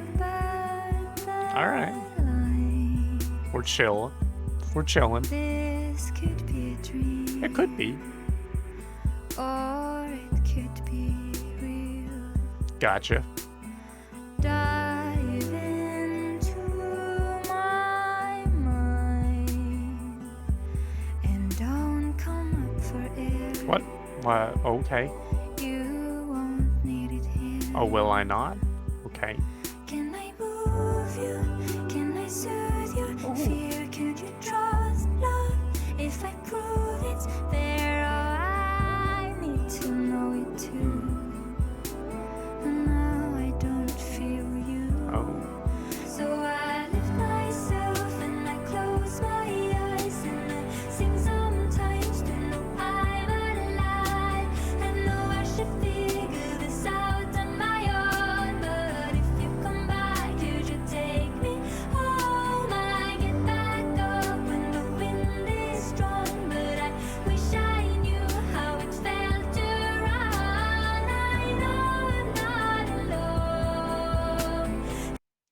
those like little inflections and like pitch bending things and just little like vocalisms that you kind of throw onto the, you know, set melody do a great job of like kind of keeping you paying attention, especially in a song like this where it's like it's very sleepy in the sense that it's about dreaming, but she keeps like throwing these extra little vocal choices in there to keep things engaging, and even though it is a very, very chill song, you're still paying attention because there's stuff happening that you don't necessarily expect and adds a little bit more shape to the song.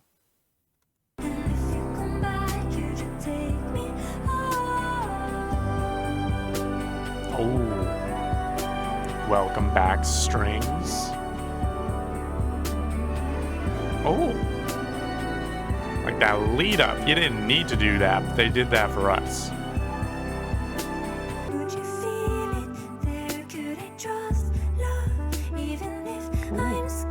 Horns. Just a single sad horn. Oh. Nice. Dropping in with the piano.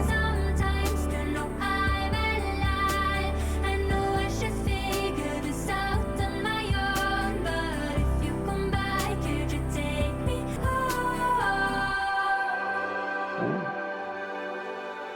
Dropping out here. Letting the strings do some shit.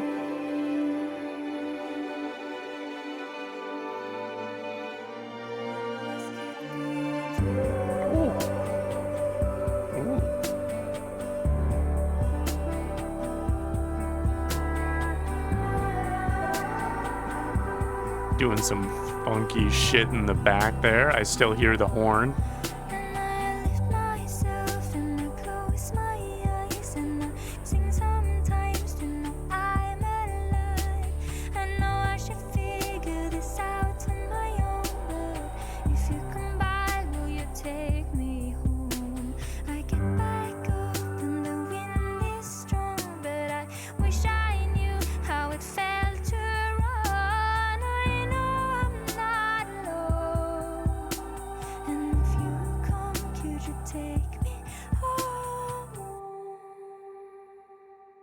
Lovely. Well, that was so nice. That was a very precious song there. Okay. It says this was inspired by Morpheus, the god of dreams. Aurora said via Apple Music, I wrote this very late, so it was completely dark the whole time. I was thinking about people's dark hours, and I wanted to make a song for those who never learned to dance and run because they're just managing to stand up. It takes so many muscles for a human body to even stand up, so I can understand why people can't find the strength for it. It's very hard to be a human, and I'm just saddened by the idea that some people never get to explore their own full potential because they constantly have to simply fight for the right to exist. That just breaks my heart, so I wanted to make a song for them. Wow. That's really good. I love putting it that way in the sense of like, it can take so much physical effort to just get up, and because it can take so much of that effort just to do the very, very basic things to live, you end up without the energy to do the things that help you thrive. If all of your energy is going into just like get out of bed, eat, sleep, those things are important, and it's good that you're able to do those things. But it is a tragedy that like maybe you're not left with the energy to like go out of the house and like find a hobby and invest in stuff like that. And like some things just take a lot of mental energy or a lot of mental fortitude. Making these takes a lot of that, Heck, I had a freaking mental crisis. Not a crisis, but like had a bit of a moment just trying to make this while recording it. As much as I enjoy making these, like, it takes a lot of work, and I'm not always in the mood to record stuff. And this is stuff that has like helped me figure out and get to explore my full potential. And the fact that I am able to do that is in itself very much privilege. So I appreciate someone wanting to make a song for those that aren't able to get there. That just their achievement is getting out of bed and taking care of their basic needs. That's great. Let's take a look at some of the way that this is actually written. The chorus is, so I lift myself and I close my eyes and I sing sometimes to know I'm alive. I know I should figure this out on my own, but if you come back, could you take me home? I get back up when the wind is strong, but I wish I knew how it felt to run. I know I'm not alone, and if you come back, could you take me home?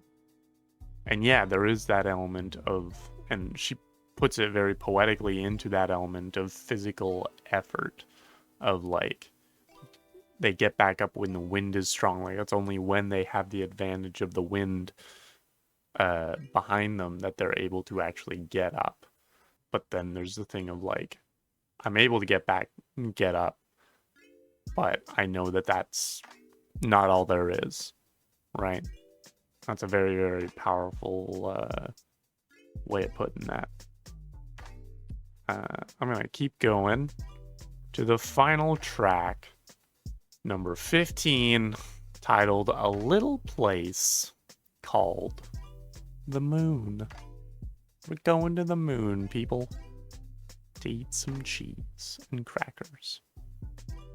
Having a night, having ourselves, we're going absolutely Wallace-pilled grommet core, I think is how they put it. I don't know. I'm a freaking millennial at this point. I'm a young millennial, but I count. Oh. All right.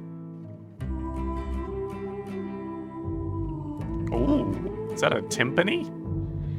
That's a freaking timpani. Those are... We got some big drums up in here.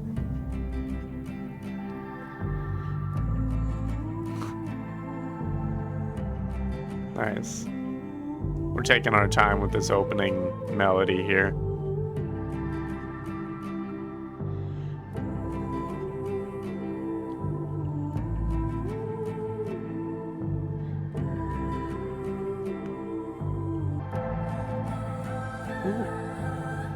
Ooh, hello.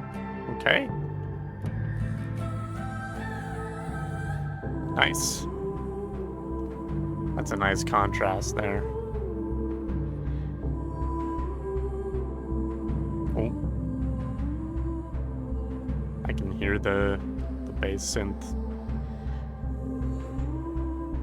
coming in. Get that pace coming in. Oh, coming a little bit further forward.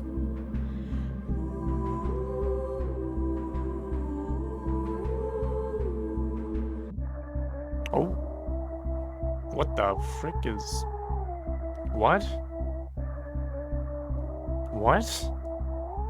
What is... What is that? Oh. I don't know if I like that. What?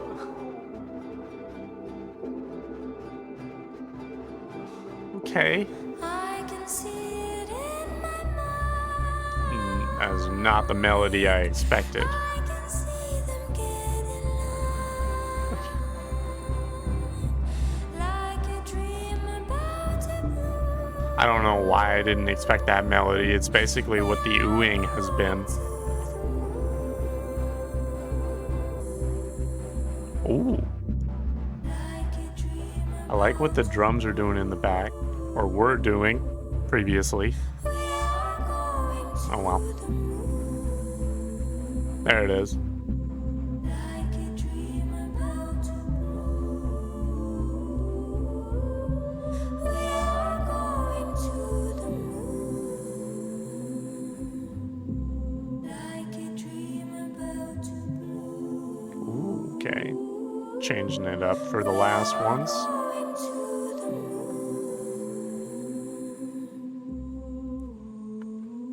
Ooh. And that's how she ends it. Very, very pretty. And a fitting way to end this album. Yeah, that fits the vibe for the ending of this. Amazing. About says that this is inspired by the Titan Astrius, who's the god of stars, planets, and astrology. Which makes sense, especially if we're going to the moon.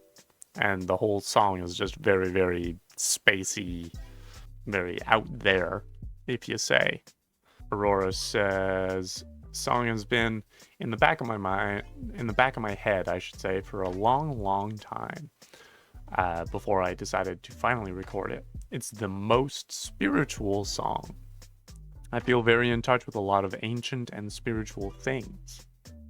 I'm imagining you and me and all of us just standing up and walking towards something great and hopeful and beautiful that lies there, far ahead in our future. I like that. That maybe that's kind of what the that sort of marching bass synth. That's kind of what that communicates to me. And eventually we're all going to the moon. I just like the idea of all of us going to the moon. We'll get to look down at ourselves from up there and see how small and beautiful and large we are at the same time.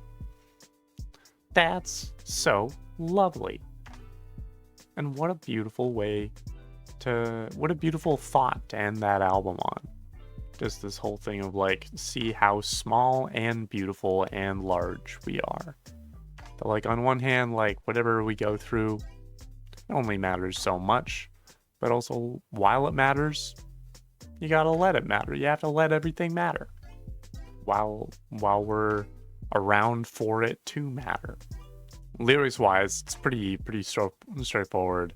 You got a lot of vocalizing in the first half. And then the verses that are repeated are, I can see it in my mind. I can see them get in line. Like a dream about to bloom. We're going to the moon. That's all you need to know. And by see it in my mind, I can see them get in line. Oh, as in them, as in Aurora and me and you and all of us just getting in line, going to the moon. This is what we've all dreamed of. Just a lovely little moment of all of us taking a nice excursion to the moon. What an image. And that is The Gods We Can Touch. Which, now that I've been through the whole album, I get the album name. Inspired by a bunch of the Greek gods and putting them in ways that we can sort of attach to our little 21st century human lives, taking all of the personifications of these ideas that we have gods for and making them a little bit more accessible. It's a great idea. So I really enjoyed this album. It's very, very cool. I would not have gravitated towards it on my own. I'm gonna be listening to it from here on out now that I have heard it. But I think this world of sort of spacey indie pop is just not really a world that I tend to explore. It's just not where my brain goes. I've been in a big sort of rock phase for the past while, which would probably explain it. But this was a great album. Really enjoyed that. And I hope you enjoyed it as well. If you did, maybe you want to click the like button. If there were any songs on this album that did not make it into this YouTube version, if you're watching the YouTube version, then that would be on Fourth Wall. which I will also say, if you're wanting to watch any of my other album reactions, I have a couple full album reactions that the YouTube copyright system didn't much care for. And so there's 2 of those on Fourth Wall, as well as a bunch of other exclusive content that I'll be putting up there in due time. And as well as, if once people do sign up for it, I'll be putting uncut reactions of these albums up there as well. So if that's something you're interested in, it's a great way to support the channel. I really appreciate it. You get your name put up here, depending on the tier that you sign up for. So just wanted to put that out there. Also in the comments, let me know if there are any other albums, that you would like to see me react to. Always open to suggestions, and I tend to get to most of them eventually. I've got a list, and I'll put it on the list. And if you haven't subscribed, now's a good time to do that. And other than that, thank you so much, and I will see you later.